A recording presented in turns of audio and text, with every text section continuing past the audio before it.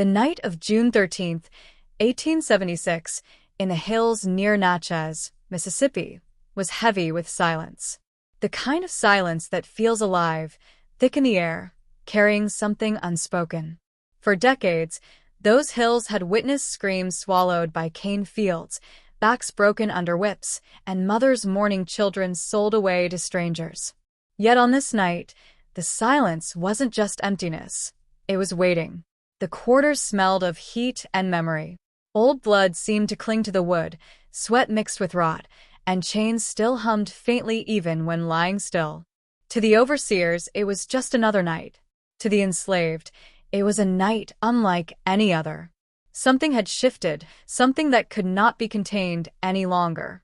Isaac Freeman sat where he always did, on a stone near the whipping post. Not because he liked the spot, but because from there he could see everything. He'd watched men limp from beatings, women whisper prayers into the dirt, and children stare at the horizon as though it might open up and swallow their pain. Isaac had learned to listen more than speak. He listened to chains clink in the dark. He listened to the whip slice air before skin. He listened to silence after someone never got back up again. But lately, he heard something else. Old Elias, a blind man whose ears were sharper than a hound's, had been muttering for weeks. The earth's talking again. Some thought it was just the rambling of an old soul. But Isaac knew better. He'd felt it too. The soil shifting under his feet, the way roots curled up from graves as if pointing toward the living. Elias whispered that the land was restless, that it was saying one word again and again. It's time. That whisper carried through the quarters like smoke, finding the ears of those who had lost too much to ever forget. Clara, a young woman hardened by sorrow, still carried her sister's torn shift. The only thing returned to her after the girl was sold. Josie, barely a man, bore burns from the sugar vats that left his arm twisted, but his spirit sharp. Abner, who handled the oxen, had buried his own brother after an overseer's whim. Each of the 47 carried scars, some on their bodies, others buried deep in memory, but all shared the same truth. They had nothing left to lose. That night, when the moon hung low like a cracked tooth, they gathered quietly. No speeches, no grand plans yet, just eyes meeting in the dark, nods exchanged, a silent oath passing between them.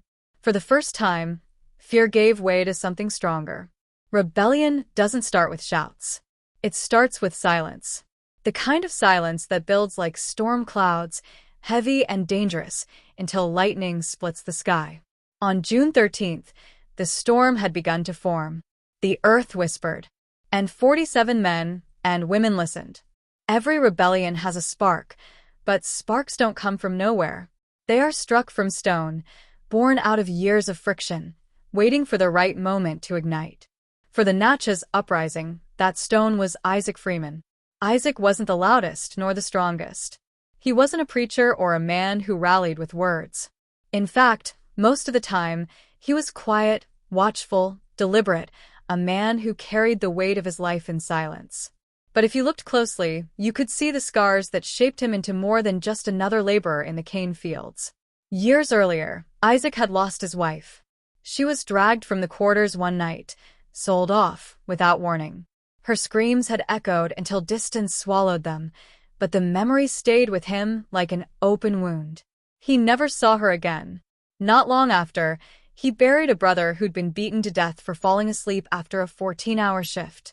Isaac was the one who dug the grave, pressing dirt over the body while staring at a root jutting from the ground like a finger pointing upward, as though even the earth itself wanted a witness. Those moments carved Isaac into something hard. Pain could have broken him, but instead it taught him to endure, to wait, to hold rage in his chest like a coal that would not burn out. People began to notice how steady he was, how nothing seemed to break him, not even the whip. Overseers mistook his silence for weakness. The others knew better. Silence was Isaac's weapon. In the quarters, whispers about him grew. Children watched how he never bowed his head too long. Women whispered how he always noticed who limped, who starved, who cried in the dark. Men respected how his hands, though scarred from the forge, still built tools that lasted longer than chains. Slowly, Isaac became more than just another enslaved man. He became the one others looked to when the air turned heavy, when something had to be said without words. Isaac never asked for leadership. He never sought it. But in a place where choice was stripped away, leadership wasn't chosen, it was recognized. And when Elias whispered that the earth was calling, the 47 turned their eyes toward Isaac. He was reluctant, but he didn't turn away. Maybe he knew the truth, that leadership isn't about wanting power. It's about carrying the weight no one else can bear. He carried it quietly, gripping a rusted iron spike he kept hidden in his bedding straw. Not a blade, not a soldier's weapon, just a shard of metal, sharp enough to remind him he wasn't powerless. That spike wasn't just iron. It was memory. It was promise. Isaac Freeman didn't light the rebellion with words. He lit it with resolve. And once his flame caught, there was no putting it out. If Isaac Freeman was the stone of the rebellion, then Clara was the fire that refused to go out. She was only 25, yet the years had carved lines of sorrow into her face, giving her a gravity far older than her age. Her story wasn't uncommon in the quarters, but it was brutal enough to mark her as one of the uprising's fiercest voices. When Clara was still a child, her baby sister was sold off at just 6 years old. No goodbye. No promise of reunion. Just the slam of a ledger and the sound of a wagon wheel creaking away into the distance. Later, her man was hung for what the overseer called looking wrong. Clara saw his body swaying in the evening light and carried that image like a scar across her soul. In places where grief often bent people until they broke, Clara stayed upright. Her back never bowed. Her voice didn't tremble. If anything, each loss sharpened her. It turned her into someone who could no longer imagine survival without resistance. Those who knew Clara said her hands were always steady. In the fields, she worked without pause, her movements crisp, never sloppy. In the quarters, her eyes burned with something fierce, something holy, as if she saw beyond the cane fields into a future that didn't yet exist. Isaac noticed it too. He once said that if sorrow had teeth, it would look like Clara's resolve. Her role in the rebellion was more than symbolic. Clara was a strategist in her own right. She understood timing, patience, and the importance of silence.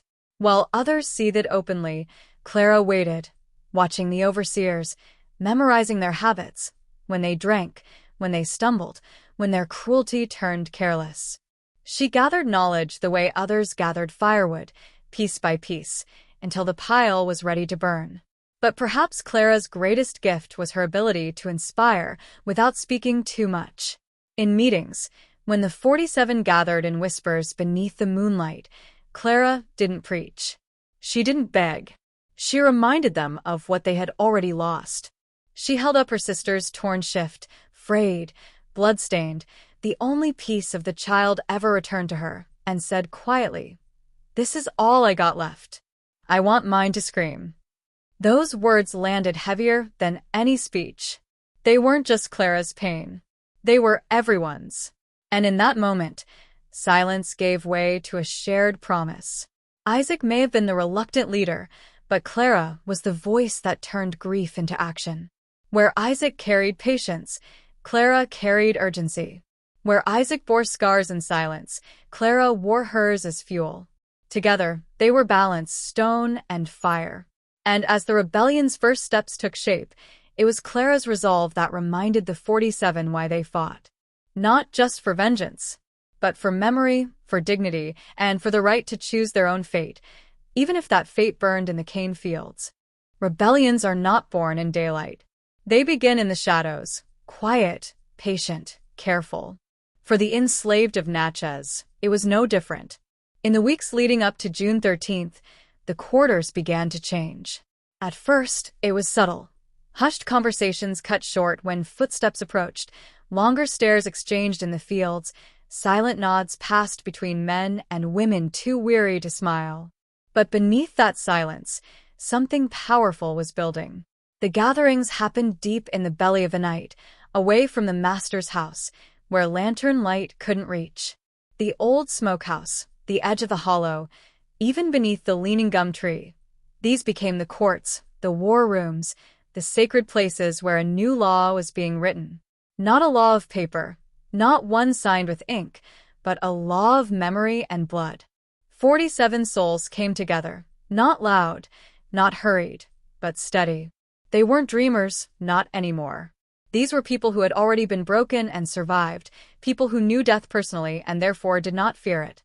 Men with scars carved into their backs. Women who carried grief in their hands like tools. Children who had seen too much grown too soon. Each had their role. Josie, the boy with burns running down his arm, became the watcher.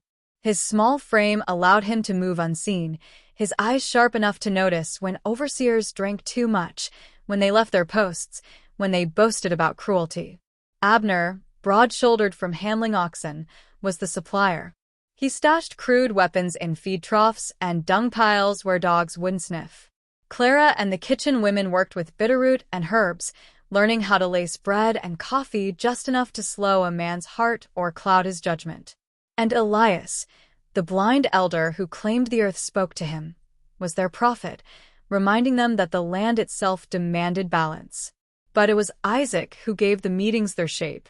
He didn't speak often, but when he did, every voice went quiet. "Ain't no running," he told them once, his words heavy as iron. "Ain't no praying they treat us better. We take it. We take it all." They listened. Because he wasn't talking about escape, he was talking about a reckoning. As each gathering passed, the plan formed like a quilt stitched in secrecy. Overseers would be struck one by one, not in a frenzy, but with precision. Every cruelty repaid bone for bone, mark for mark. The master would be last, forced to face the judgment of those he had long considered less than human. It wasn't just rebellion they were planning, it was a trial. And when Judgment Day came, there would be no jury but the memories of the 47, and no verdict but the one they delivered themselves. The gatherings ended as quietly as they began. No songs, no shouting, just silence. But it was the kind of silence that carried weight, the kind that promised a storm was waiting. And soon, the storm would break. Every rebellion begins with a single act, a line crossed, a point of no return. For the 47, that moment came with Reuben, the whipmaster. Reuben was a brute of a man, the kind who seemed to enjoy cruelty as much as breathing. He carried his whip like a badge of honor, boasting about how many backs it had broken, how many men it had left crawling in the dirt. To him, pain was sport. To the enslaved, he was terror made flesh. But on that sweltering June day, Reuben's confidence blinded him. He staggered toward the forge as he always did, belly heavy with drink, expecting the same routine. Isaac hammering iron, silent and obedient. Reuben never imagined that the silence he mocked would be the very thing that killed him. Isaac stood with his back turned, striking the anvil in slow, deliberate rhythm. Each clang echoed like a funeral bell. The iron tongs rested nearby, their edges sharpened not for horseshoes, but for flesh. He waited for the moment, calm, steady, unblinking. Reuben barked, "Ain't you done with that will yet?" His words slurred, his steps unsteady. He reached for the chain on the wall, the same chain he'd used to bind men during lashings. And in that instant, Isaac turned. He moved like a storm breaking. The tongs clamped Reuben's collar, slamming him into the post with bone-rattling force. Reuben tried to shout, but Isaac was faster, shoving the hot iron near his ribs. Not enough to kill, just enough to remind him of every burn he had ever given. "Feel that?" Isaac growled, voice low and steady. "That's what it felt like when you burned my brother's leg." He was 13. Reuben writhed, but the forge was loud, the air thick with smoke and hammer strikes. No one outside heard a thing. Isaac roped his arms, pressed him to the floor, and began breaking bones, slowly, deliberately. Fingers first, then wrists. The same hands that had held the whip now snapped like dry twigs. "You broke us every day," Isaac said between cracks of bone. "Now you feel what it's like." Reuben begged, but begging meant nothing here.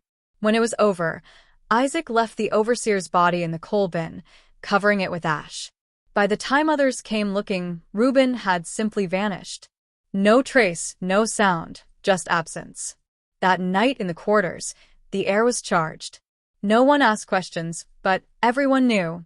Clara passed Isaac a scrap of cloth, a token from her sister, her eyes steady as she whispered, "One down." Outside, thunder rolled in the distance, though the sky was clear. The storm had begun. The overseers were no longer untouchable. The first had fallen, and there was no turning back. Reuben's disappearance spread like smoke through the plantation. Overseers whispered, dogs paced nervously, and Colonel Whitmore barked orders louder than ever. But in the quarters, silence spoke louder than fear. One overseer was gone. Justice had begun. The 47 did not strike wildly, they struck with precision.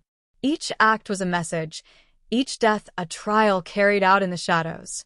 Overseer Jeb was next. He was cruel in a different way, methodical, cold. Where Reuben thrived on spectacle, Jeb preferred quiet torment, starvation, humiliation, slow punishments that bent men without breaking them outright. He was the kind of cruelty that crept in unnoticed until it hollowed someone out completely. But Jeb had his weaknesses. He drank heavily, often lacing his morning coffee with bourbon. Clara and the kitchen women knew this well. One evening, she carried his tray herself, steady hands, lowered eyes, the perfect mask of obedience. He never noticed the fine slivers of glass and bitterroot steeped in his cup until it was too late. His chest tightened, his breathing turned ragged. And then Isaac stepped from the shadows. They didn't kill Jeb quickly. That was never the point. They broke him piece by piece, the same way he had broken others. Abner swung the mallet against his knee. Elijah twisted his arms until bones gave way. Isaac leaned close, his voice calm as he reminded Jeb of the boy he'd lined up for punishment just days before, 16 years old, guilty of nothing but standing in the sun. "This one's for him," Isaac whispered as Jeb's body went limp. By dawn, Jeb was gone. Vanished like Reuben, nothing left but fear trailing through the big house. Then came Overseer Miles, a different kind of monster. He wasn't sloppy or loud, he was disciplined, exacting. He beat not out of drunken rage, but from what he called order. That made him the most dangerous of all. But the 47 had learned patience. They waited for his Thursday walk, when he checked traps near the corn rows, always alone. Rachel feigned injury by the path, her ankle twisted just enough to lure him close. He leaned down, suspicious but not careful enough.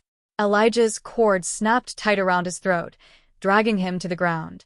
Isaac stepped forward last, calm as ever. "This is where you put Eliza," 1869. She was with child. Miles's eyes widened, panic flooding his face. He tried to speak, but they gagged him before shoving him into the dry well, buried alive by silence and soil. 3 overseers gone. No cries, no bodies left in the open. Just whispers. The big house grew restless. Whitmore doubled patrols, but fear gnawed him too. The quarters, once ruled by chains and whips, now hummed with a new power. Justice had not been shouted from the rooftops. It had been delivered in the shadows, one overseer at a time. And soon, the master himself would hear the verdict. By the time the 3rd overseer vanished, Colonel Horace Whitmore's plantation no longer felt like his kingdom. The cane fields that once bent obediently in the wind now whispered with rumors he couldn't silence.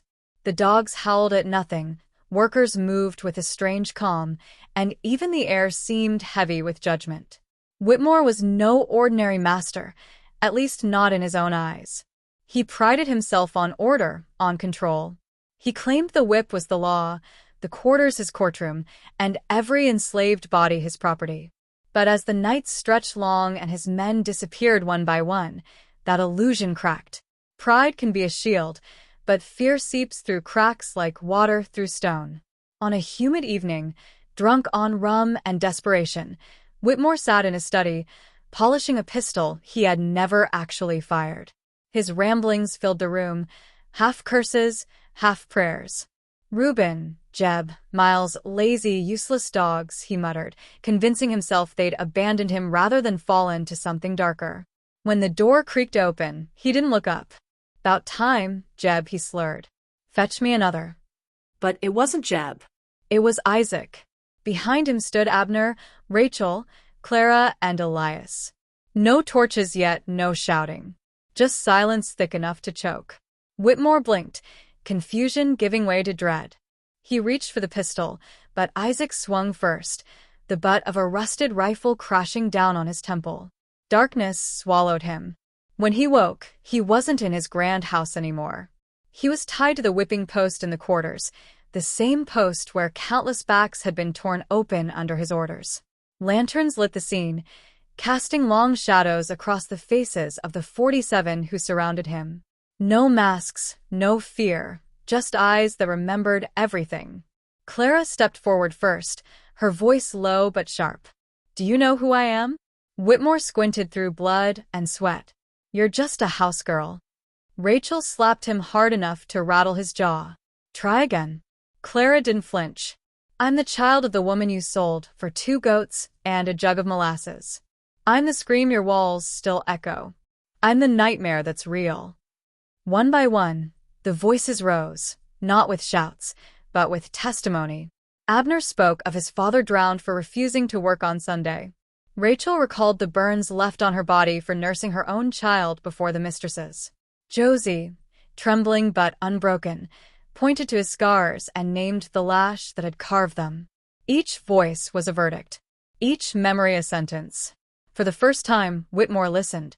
And when his pride finally cracked, when his voice broke into sobs and confessions, there was no triumph in the quarters, only silence. "Yes," he wept. "I ordered it. All of it.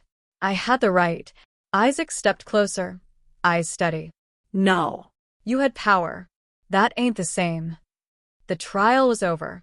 The master had fallen, not by bullet or blade, but by the truth he could no longer deny. The master's confession hung heavy in the air, but the rebellion wasn't finished. Words alone couldn't erase centuries of blood. The land itself demanded more. On the night that followed, the quarters stirred with a strange energy, part grief, part fury, part liberation. Lanterns flickered as the 47 gathered once more, not for whispers this time, but for fire. The dry cane fields stretched wide under the moon, brittle and thirsty, as though waiting for a spark. Isaac stood at the edge, torch in hand. His body was bruised, his face carved with fatigue, but his voice carried the weight of every scar. "Every lash, every bone broken, every child taken," he said, his throat tight. "All of it comes to this." Clara stepped forward beside him. She carried her sister's torn shift in one hand, a torch in the other. "This land drank our blood too long," she declared, her voice trembling with fury and faith. "Tonight, it drinks something else." The first flame caught fast. Clara pressed her torch to the base of the cane, and the dry stalks ignited with a hiss, like a serpent waking from sleep. Rachel lit the second row. Elijah the third. Soon, fire ran wild, not crawling but sprinting through the fields as if it had been waiting for this very night. The cane didn't burn quietly. It screamed. It cracked and howled, each pop like a memory breaking loose, each hiss like a whip snapping in reverse. The flames twisted into the sky, painting the darkness red, a furious halo above a world that had fed too long on stolen lives. From the big house on the hill, Whitmore, still bound to the post, watched his fortune, his empire, his identity turn to ash. He screamed, not from pain, but from knowing. The sugar, the wealth, the power, it was all melting before his eyes. Everything he had built on suffering was unraveling in fire. But the 47 didn't watch him. They watched the fields. For them, this wasn't destruction, it was rebirth. Every lash, every grave, every scream swallowed by Cain was being released in flame. For once, the land wasn't their enemy. It was their witness. The fire raged until dawn. By morning, the cane fields were nothing but blackened earth and smoke. The vats stood empty, the barrels useless. The wealth of the plantation had vanished in a single night. And yet, the 47 stood whole. Not a single one lost. They knew retaliation would come. Soldiers. Bloodhounds. The Empire's wrath. But none of that mattered now. For the first time, they were free, not because someone gave them freedom, but because they had taken it, seized it with fire and fury. And though the flames died with the sunrise, their roar lingered in the air, echoing through the hills like a promise. The old world was burning, and it would never grow back the same. The morning after the cane fields burned, the hills around Natchez held their breath. Smoke curled like ghosts above the blackened earth, and silence spread wider than the flames ever had. But silence never lasts long, not when empires feel threatened. 5 days later, the first boots struck Mississippi soil. Soldiers in polished uniforms marched in lines, rifles glinting under the sun, bayonets sharp as judgment. To Washington, it was an insurrection. To the local papers, a savage uprising. But to the 47, it was survival. They did not scatter. They did not beg. They split into bands, moving like shadows through land that had always been theirs in ways the soldiers could never understand. Elijah led one group into the swamp, where the mud swallowed footsteps and mosquitoes hummed louder than gunfire. Rachel took the ridges near the old chapel ruins, setting traps with sharpened sticks and bells that rang like warnings. Isaac stayed low in the hollow, where the well water ran deep, and the trees whispered the names of the dead. The first squad of soldiers never stood a chance. 12 men vanished in a single night, caught in pits, snared in ropes, struck by hands hardened from years of labor. When the second squad came, nerves already frayed, Clara and her band set the cane's stubble ablaze. Fire rose again, not grand like the first inferno, but enough to remind the Empire, "We are not done." The soldiers stumbled through smoke, rifles clutched tight, but fear made them clumsy. One tripped into a pit, another was dragged screaming into the brush, and a third froze when Rachel's eyes flashed from the shadows, just before her blade found him. To the Empire, this was unthinkable. They were soldiers. Trained, armed, disciplined. How could they be losing to people they had once called property? But the land fought against them.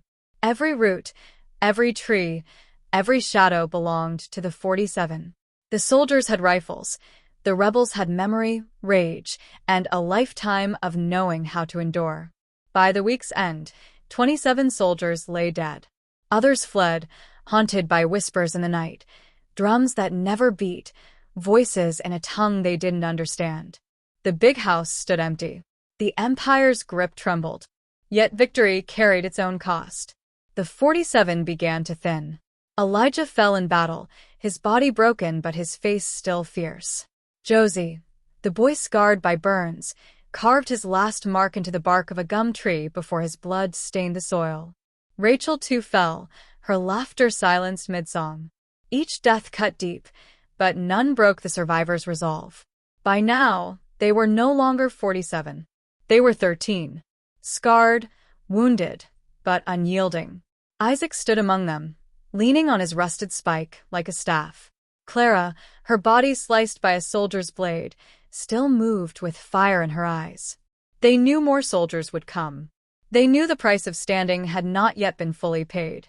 But they also knew something far greater. Chains had been broken, and memory had teeth. The Empire had guns. The hills had legacy. And legacy does not die easy.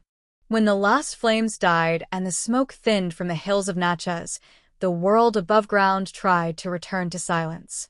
The Empire called it rebellion crushed. The newspapers printed neat lies: slaves slaughtered, order restored, plantation lost to unrest. But beneath the blackened soil, another truth lived on, a truth the land itself refused to bury. Isaac Freeman stood at the edge of the cane fields that no longer swayed. His body was battered, ribs cracked, one eye swollen shut, but he breathed. He leaned against the old gum tree, the same tree beneath which Rachel was buried, Josie's name carved into the bark. Clara stood beside him, her side bound with rough cloth, every step a whisper of pain. They didn't speak much now. They didn't have to. Their survival was its own language. Together they dug graves. No songs, no sermons. Just the steady rhythm of shovels against dirt, the sound of raw hands pulling earth apart to make room for those who would not see the morning. They marked each grave with jagged stones, carving names with burnt nails. Rachel the Flame, Josie the Scout, Elijah the Hammer, Elias the Voice. Each name etched into memory, carried not by paper or law, but by the land itself. In time, the soldiers stopped coming. The mayor stopped asking questions. The silence the empire wanted settled like ash. But the quarters knew better. They had witnessed justice, raw, imperfect, but real. And justice leaves echoes. Clara began planting, not cane, not cotton, but food meant to feed, not profit. Sweet potatoes, peanuts, corn. Isaac helped when he could.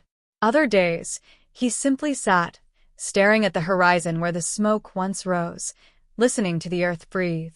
Strangers sometimes came, white men with curious eyes, eager to hear stories of the riot.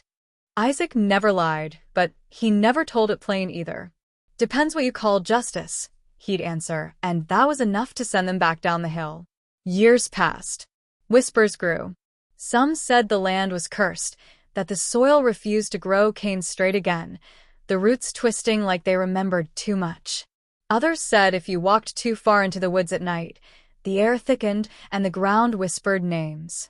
They said a gray-bearded man still lived on the ridge, slow to speak but quick to stare, who planted with his bare hands and talked to the soil like kin. And if you sat by his fire long enough, if the night was quiet and the flames burned low, he might start to speak, not a story, but a verdict. One by one, he'd say the names. Rachel, Josie, Elijah, Clara, Elias, Reuben, Whitmore, all of them. And when the names were spoken, the silence felt heavy, not empty, because what lived in those hills was not just memory. It was balance.